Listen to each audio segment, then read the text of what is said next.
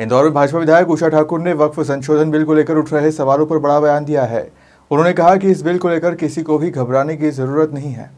उषा ठाकुर ने क्रिश्चियन समाज की संपत्तियों को लेकर उठे विवादों पर भी प्रतिक्रिया दी। उन्होंने कहा कि यह बिल सभी धर्मों के लोगों के हितों की रक्षा करता है और इसमें सभी किसी समुदाय के खिलाफ कोई बात नहीं है। मुस्लिम पर्सनल लॉ बोर्ड द्वारा बिल का विरोध करने पर उन्होंने तीखा सवाल उठाया। ठाकुर ने पूछा कि मुस्लिम पर्सनल लॉ बोर्ड दीवानी और फौजदारी मामलों में भेद क्यों करता है। बिल पास हो चुका है, क्रिश्चियन समाज की खास जो संपत्तियां हैं उसको लेकर भी अब सवाल खड़े होने लगे हैं। क्या लगता है कि उसको भी अब जांच के दायरे में लेके आना चाहिए? देखिए, किसी को भी घबराने डरने की जरूरत नहीं है। जो भी कुछ संविधान के दायरे में नहीं है उसको वैधानिक दायरे में लाना ये राष्ट्र हित में और मानवता के हित में है। तो क्रिश्चियन समाज की जो संपत्तियां हैं उनकी भी जांच हो रही है वक्फ बिल के संशोधन बिल के बाद। अभी तो भाई वक्फ बिल की ही बात है, देखते हैं आगे आगे क्या होता है। मुस्लिम पर्सनल लॉ बोर्ड बोला कि इस कानून को नहीं मानेंगे, उन्होंने ऐसा ऐलान किया भोपाल में करने का। मुस्लिम पर्सनल लॉ जो बात कह रहा है, इस देश में संसद और इस देश का कानून सर्वोपरि है। जो संसद में तय हुआ वो सभी को मानना ही चाहिए।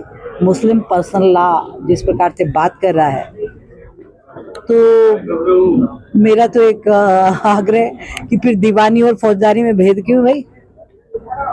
जब कोई मुस्लिम अपराधी पकड़ाता है तो दीवानी में तो वो कहते हैं भारतीय कानून मान लो, और फौजदारी में भी कहते दीवानी भारतीय कानून मानो।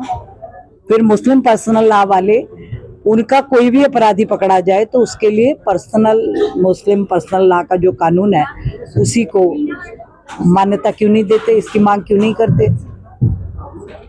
पश्चिम बंगाल में जो हिंसा हो रही है वक्फ कानून के बाद, वहाँ की जो ममता सरकार है इस पे लगाम लगाने में नाकाम। ये आंदोलन नासमझी का आंदोलन है, निजी स्वार्थों का आंदोलन है। जो भी कोई वक्फ बिल को पढ़ लेगा और जो आंदोलनकारी हैं उन सबसे मेरी आग्रह है कि पहले इस बिल को पढ़िए और समझिए तो सही कि बरसों बरस से कांग्रेसी नेता और अल्पसंख्यक समाज का असामाजिक तत्व जिस प्रकार से ठग रहा था नागरिकों को, अब वो ये नहीं कर पाएगा। हम सब ने पढ़ा कि मुस्लिम ये इसमें वक्फ बिल में कि जिस वक्फ बोर्ड की आमदनी 12,000 करोड़ रुपए वार्षिक की थी, मात्र 200 रुपए कलेक्शन हो रहा था, 200 करोड़ रुपया। तो ये बाकी का सब पैसा कहाँ और किनकी जेब में जा रहा था? आंदोलनकारियों को इस बात पर ध्यान देना चाहिए, इस बात को समझने की कोशिश करना चाहिए।